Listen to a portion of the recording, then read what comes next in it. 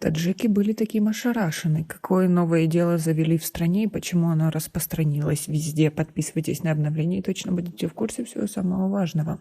В районе Шамсидин-Шахин Хатлонской области по подозрению в сексуальных домогательствах к 2 школьницам задержан директор общеобразовательной школы. Официально об этом нигде не сообщается, но источник в правоохранительных органах на условиях анонимности сказал в беседе 4 июня, что директор школы был задержан за неподобающее педагогу поведение с учащимися. По его словам, 2 ученицы 10 и 11 классов этой школы пожаловались на то, что директор школы дал волю своим рукам. Уголовное дело в отношении директора школы пока не возбуждено, но, по словам собеседника, в настоящее время он содержится в районном отделе ГКНБ. Родственники директора отказались от комментариев на эту тему, но добавили, что верят в его невиновность и надеются на то, что в ближайшее время он будет освобожден. Ранее в СМИ сообщалось о задержании учителей по подозрению в сексуальных домогательствах и изнасиловании учащихся. В частности, 2 года назад школьного учителя приговорили к 17 годам лишения свободы за изнасилование ученицы. Осенью 2019 года суд Яванского района Хатлонской области приговорил учителя лицея города Нурек к 17,5 годам лишения свободы. Он был признан виновным в насильственных действиях сексуального характера в отношении 12-летней ученицы лицея. Как вы думаете, на самом ли деле так обстоят дела, как говорят об этом девушки?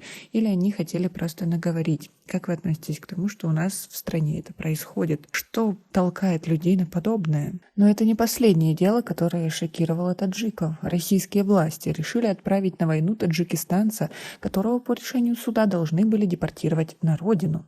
Иностранец неоднократно выступал против участия в военных действиях. Сообщает журнал «Холод». Отмечается, что 30 мая гражданина Таджикистана Далерджона и несколько других иностранцев привезли в воинскую часть в Ленинградской области.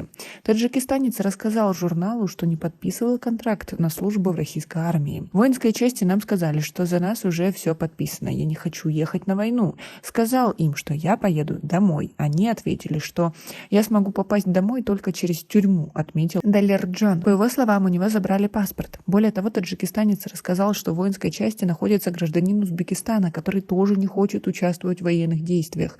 Далерджон не смог связаться с консульством и посольством Таджикистана. Последние 25 дней таджикистанец находился в центре временного содержания иностранцев по Санкт-Петербургу и Ленинградской области, куда его поместили после задержания. В центре Далерджона заставили подписать какой-то документ, ничего не объяснив. После подписания документом за иностранцами приехали сотрудники военкомата. Таджикистанца задержали 4 мая. Сотрудники ГАИ остановили его машину в Ленинградской области для проверки документов. У Далерджона не было разрешения на пребывание в России.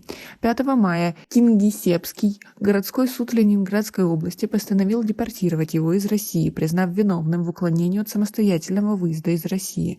Далерджону также выписали штраф в 3000 рублей. О принуждении граждан стран Центральной Азии к участию в войне на территории Украины сообщалось и ранее.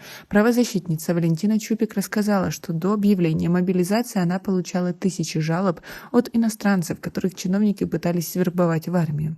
По данным Чупик, сотрудники миграционного центра активно привлекали иностранцев в армию при помощи мошеннических схем. 25 мая стало известно, что Россия закрыла выезд из страны для граждан Таджикистана с двойным гражданством.